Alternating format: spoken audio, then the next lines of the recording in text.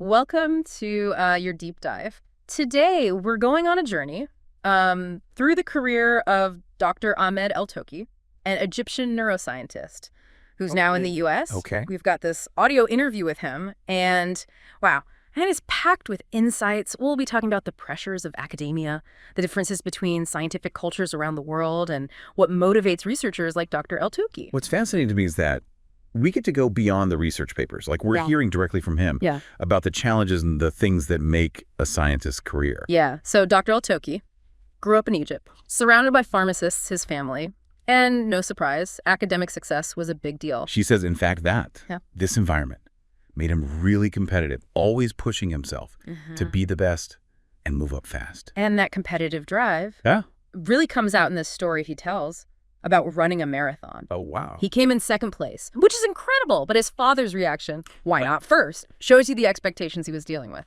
I can see how that pressure can be a good and bad thing, drives ambition, but also makes you wonder, does it actually foster passion for a subject?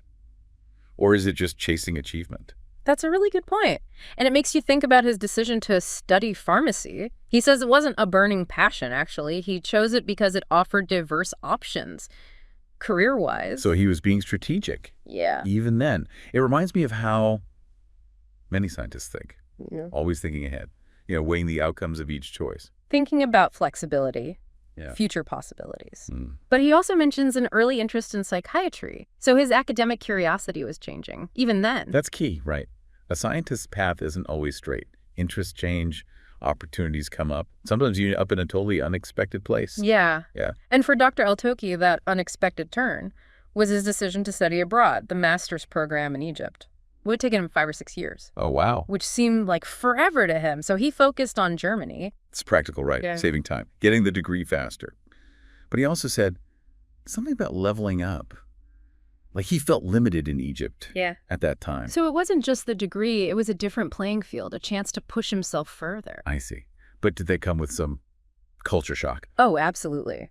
He talks about getting penalized on an exam for adding extra information, even though it was right.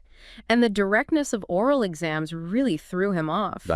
Those experiences forced him to adapt, question his own ideas about education. I bet a lot of people feel that, moving to a new country, even if it's not for academics. Absolutely. Really shows you how important cultural awareness is. Yeah. Especially in science. Such an international field. And then, just when he thought he had things figured out, he runs into what we're calling the microbiology dilemma. This is where his path takes a turn. Some administrative mix-up. He got put in a microbiology position, not pharmacology, which is what he wanted. Oh. And it sounds like getting that changed was a whole thing. Bureaucracy, Yeah. He even admits to bending the rules a bit. Wow. It makes you think about the reality of academia, rigor, procedures, but also this huge pressure to succeed, make progress, and sometimes those clash. Makes you wonder about the unspoken rules. Right. How far you'll go to reach your goals. Where do you draw the line? Exactly. And speaking of unwritten rules, Dr. Eltokhi has some interesting thoughts about German research. Compared to the U.S., he felt like German labs were really careful, focused on quality, but sometimes lacked direction. He uses this phrase, research for the sake of research. Okay. Which is really insightful, I think. He felt like some labs got so lost in the details that they forgot the big questions they were trying to answer. And he found that frustrating, especially coming from a place where ambition and progress were so important. Yeah. There's this story he tells about wanting to attend a conference, and his supervisor basically questioned why bother when everyone else in the lab was staying put. So like an unspoken pressure to conform. Yeah. Don't rock the boat. It shows a difference It's in scientific culture. Right. In the U.S., it's more about individual initiative, pursuing your own interests, even if it means doing your own thing. Yeah. So while finishing his doctorate in Germany, he was already thinking about the U.S. But before going there, he felt like he needed a safety net. So he applied for German citizenship. It's like, yay. Even for brilliant people like Dr. Eltokhi, science can be unpredictable, especially when you're dealing with different countries, different systems. You need to be calculating, strategic, make sure you have options. It wasn't about Germany culturally, purely strategic. He needed a backup in case the U.S. fell through. It really shows the anxiety academics face, especially when building an international career. Definitely. Makes you wonder, how many bright minds are out there making these tough choices, weighing their dreams against the limitations they face. Yeah, it really does. So he gets a postdoc position in Germany while waiting for citizenship. And meanwhile, he applies to the University of Washington. And this is where things start to click for him. Working with Dr. Bill Catterall and Dr. Ahmed Eltokhi in the U.S., it rekindles his passion for science they were all about, tackling these big, impactful questions. Oh, that's great. And this change in focus led to faster publications, potential for groundbreaking discoveries. It was such a contrast to the slower pace he experienced in some German labs. Shows the importance of finding the right fit. Right. The right mentors who share your drive and ambition. Absolutely. Dr. Eltokhi even talks about being excited to translate his research into clinical applications, something that was missing for him in those German labs.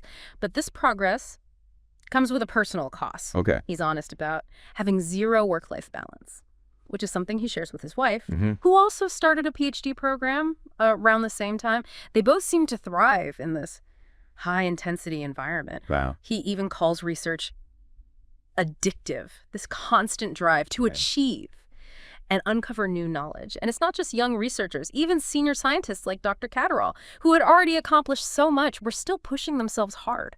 Huh. Makes you think about, is that sustainable? How do you keep that intensity up without burning out? What does it say about academia itself? He even mentions giving up playing soccer, which he loved, because losing felt too draining. On top of his research struggles, imagine, you're so into your work that even losing a casual game is too much. Wow. It really shows you how all-consuming this field can be, and with all this intensity, there's a shift. In Dr. Eltokhi's interests, he gets fascinated by the gut-brain axis. Which is the connection between bacteria in our gut and our mental health. Right. I've heard about it, but I'm no expert. Could you explain that a bit? Sure. It's this. Relatively new area of research that's just exploding.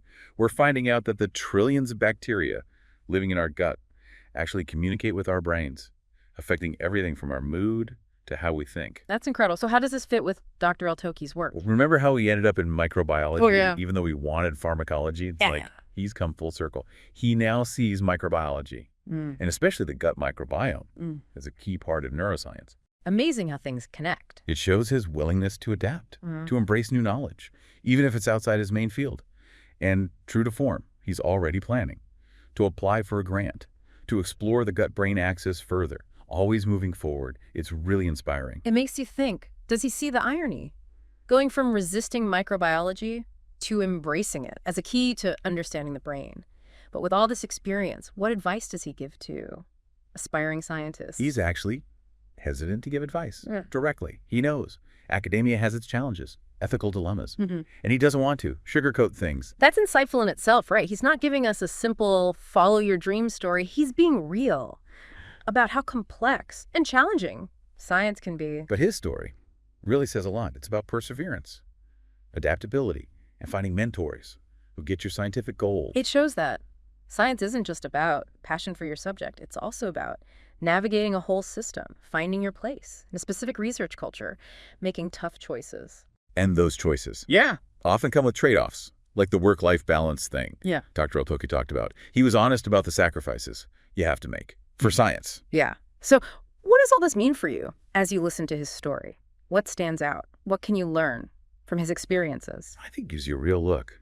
Inside academia, we see the pressures, the compromises, the frustrations, but also the excitement, the discoveries, the feeling of pushing the boundaries of knowledge. Make you wonder, knowing what he knows now, would he still choose this path with all the sacrifices, no work-life balance, the constant pressure? And what about you? Would you make the same choices? That's the big question, isn't it? Do your own values and goals match your career aspirations?